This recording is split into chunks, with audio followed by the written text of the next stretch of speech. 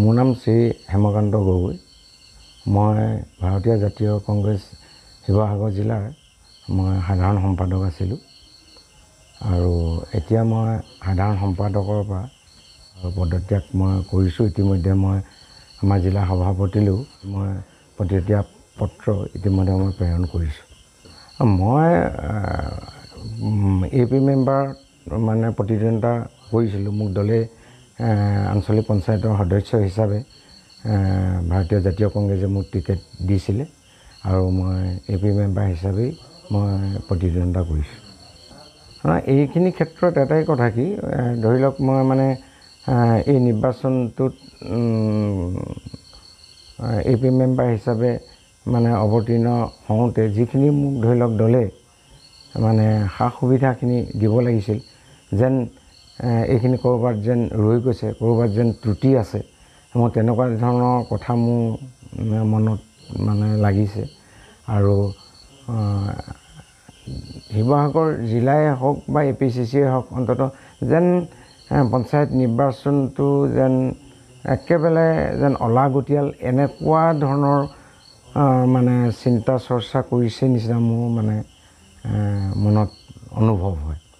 মোৰ শিক্ষণ নেতাৰ সৈতে মোৰ যোগাযোগ হৈছিলে। ধৰি লওক আমাৰ জিলাৰ সভাপতিৰ লগত আমাৰ যোগাযোগ হৈছিলে, ব্লক কংগ্ৰেছৰ প্ৰেচিডেণ্টৰ লগতো আমাৰ যোগাযোগ হৈছিলে।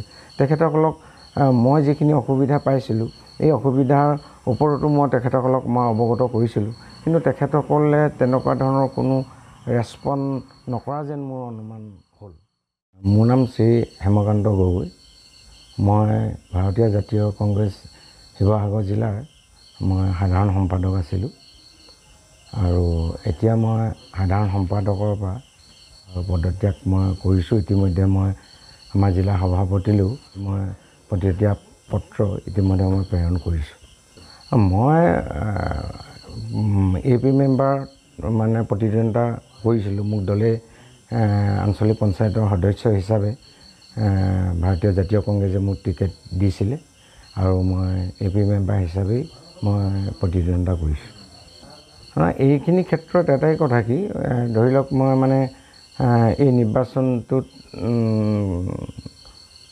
AP মেম্বাৰ হিচাপে মানে অৱতীৰ্ণ হওঁতে যিখিনি মোক ধৰি লওক দলে মানে সা সুবিধাখিনি দিব লাগিছিল, যেন এইখিনি ক'ৰবাত যেন ৰৈ গৈছে, ক'ৰবাত যেন ত্ৰুটি আছে, মোৰ তেনেকুৱা ধৰণৰ কথা মোৰ মনত মানে লাগিছে। আৰু শিৱসাগৰ জিলাই হওক বা APCCয়ে হওক, অন্ততঃ যেন পঞ্চায়ত নিৰ্বাচনটো যেন একেবাৰে যেন অলাগতিয়াল এনেকুৱা ধৰণৰ মানে চিন্তা চৰ্চা কৰিছে নিচিনা মোৰ মানে মনত অনুভৱ হয়। মোৰ শিক্ষণ নেতাৰ সৈতে মোৰ যোগাযোগ হৈছিলে। ধৰি লওক আমাৰ জিলাৰ সভাপতিৰ লগত আমাৰ যোগাযোগ হৈছিলে, ব্লক কংগ্ৰেছৰ প্ৰেচিডেণ্টৰ লগতো আমাৰ যোগাযোগ হৈছিলে। তেখেতসকলক মই যিখিনি অসুবিধা পাইছিলোঁ, এই অসুবিধাৰ ওপৰতো মই তেখেতসকলক মই অৱগত কৰিছিলোঁ, কিন্তু তেখেতসকলে তেনেকুৱা ধৰণৰ কোনো ৰেছপন্স নকৰা যেন মোৰ অনুমান